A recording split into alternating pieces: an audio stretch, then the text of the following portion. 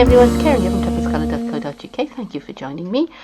Today's project is a circle spinner card. I've made this one with papers from the Home for Christmas set, and I've got two different kinds of Santa on the front. I've got Santa going down the chimney there, and if I spin it round, on the other side I've got Santa doing his skating. And if you flip the card in the middle, they flip-flop back and forth. The version I'm going to be doing today is going to be slightly different, but stick with me and I'll show you how it all goes together.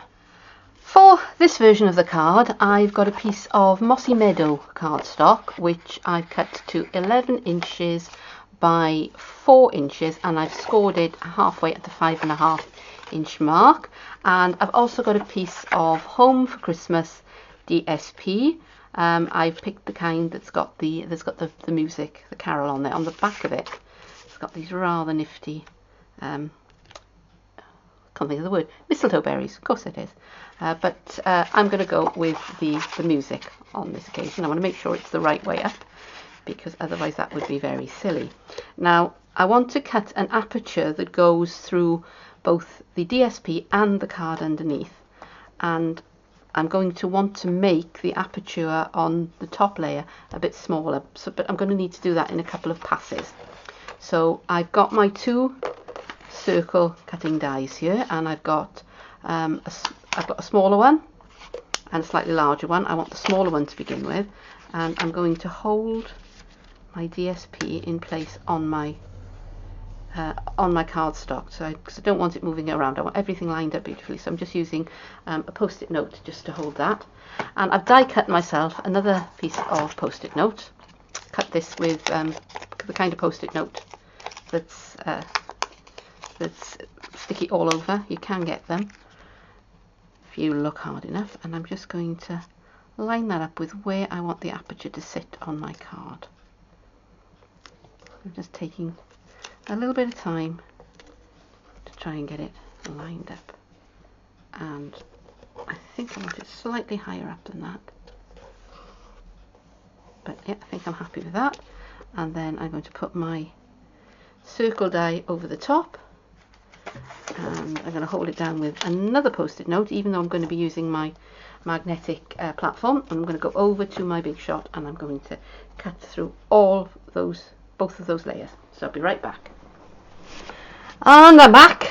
So let's peel away the post-it note very carefully, and the top one there, because again very carefully, and I have a nicely popped out aperture underneath.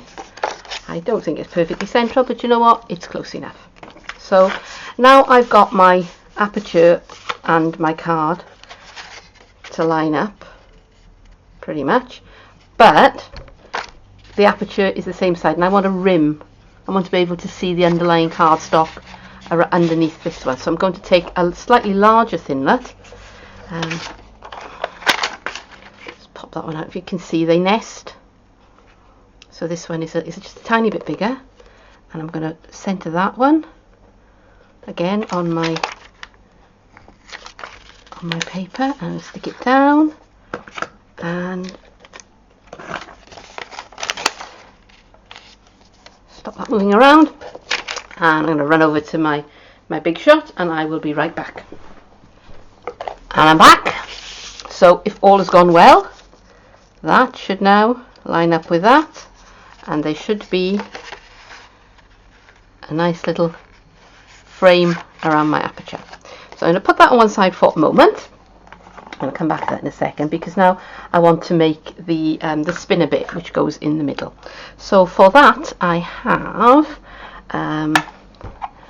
I've been busy, and I've been stamping out with this stamp set, which is Festival of Trees, and this was in our autumn winter catalogue last year, and it got carried over to the annual catalogue, and I was really glad it was, because I didn't get it when it was in the autumn winter catalogue, and I was afraid I'd missed it. So I was very, very pleased when it turned up in the annual catalogue, because it's really, really useful stamp set. And it comes bundled with, or you can choose to have it bundled with, a matching punch. don't know if you can see that, because the nights are drawing in now, so I'm now having to film under artificial light.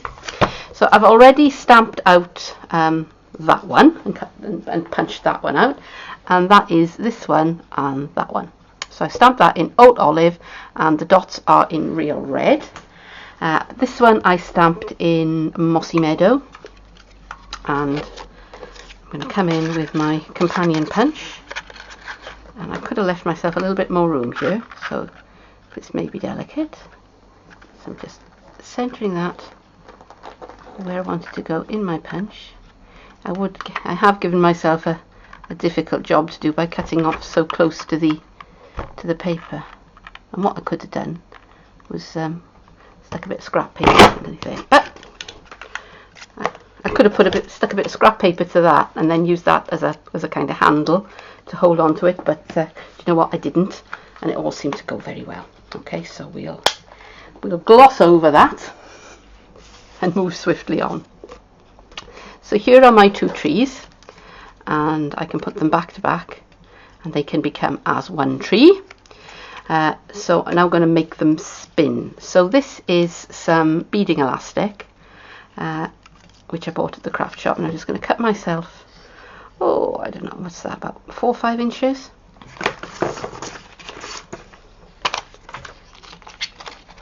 just going to cut myself a little piece of that, because basically it needs to be long enough to go between the trees and to leave a little bit left over. So that should be plenty. Put that out of the way. And now I want to stick it down. So what to use? It's the fast fuse, I think. So I'm putting a layer of fast fuse on the back of this tree, trying not to get it on anything else because it's perfectly evil stuff.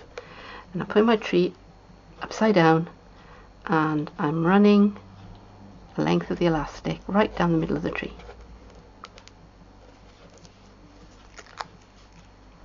And now I'm going to come in with the other tree,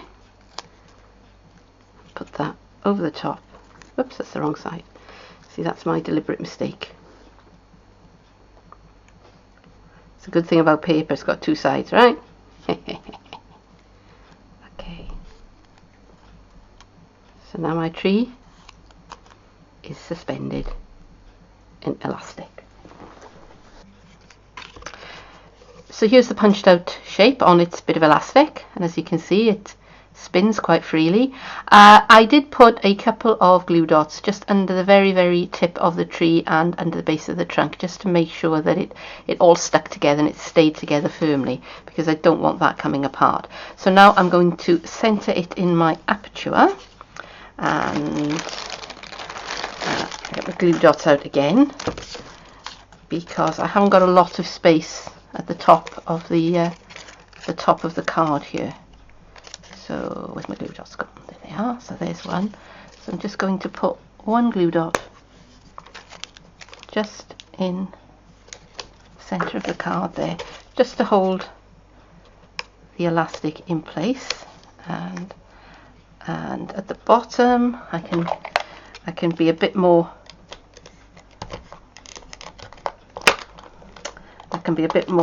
firm with my adhesive, shall we say. So put a bit of fast fuse. It doesn't want to play tonight. I haven't used the fast fuse for a while, and I think it's sulking at me.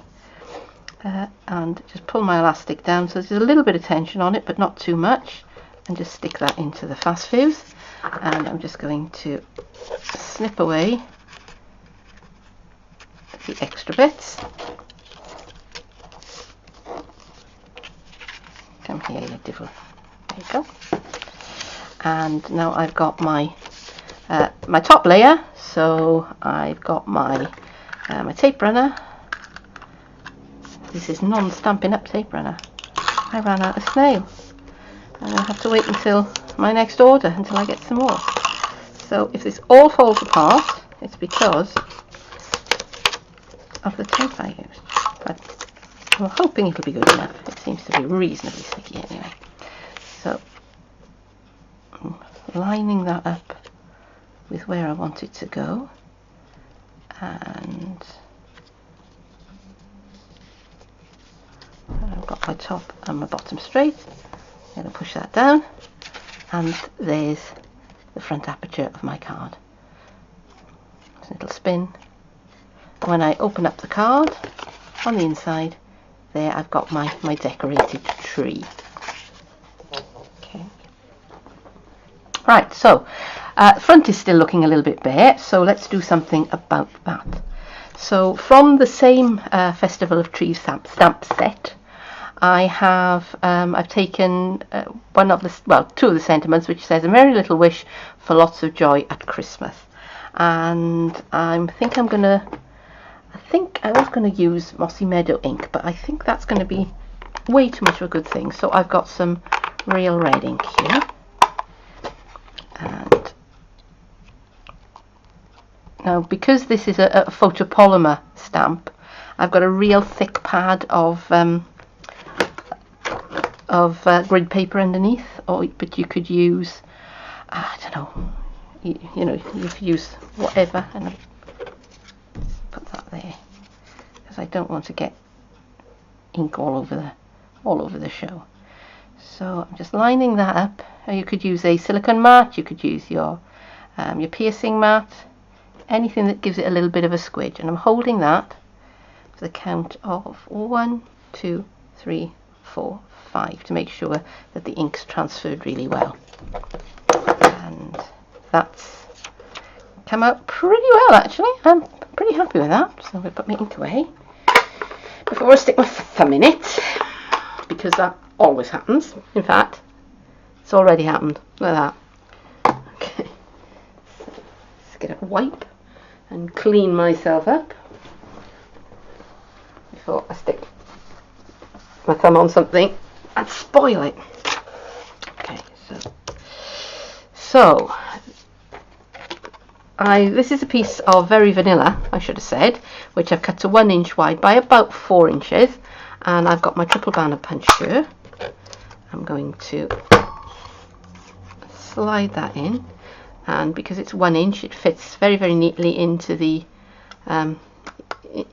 lowest groove there, and press down, and there's my banner.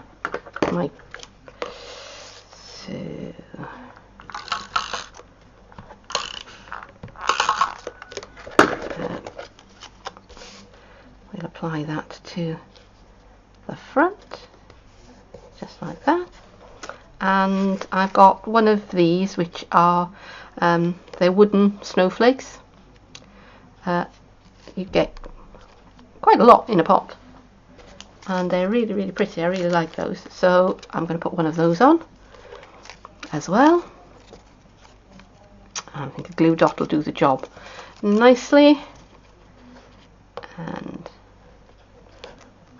I'll pop that on just there, and there we are. So on the inside, I think I would probably put a panel of maybe some very vanilla, or or light coloured card, light coloured paper anyway, so you've got something to write on. But otherwise, that's it. Job's a good one. So here's the one that I did earlier, which I used the Cheer All Year stamp set for the Christmas cheer message, and used the scallop circle punch, and it's real red and pool party. And this one again, just to remind you, it's Mossy Meadow, and that's real red. Two very, very different looks, but two very, very easy cards to make. So I hope you've enjoyed this project. If you do, please do consider giving me a like, consider subscribing, consider going and visiting my blog and leaving me a comment, or even on my Facebook page. I'd love to have you. Addresses, details and so forth are below the video. Meanwhile, thank you for watching, and I hope I'll see you again soon. Bye bye.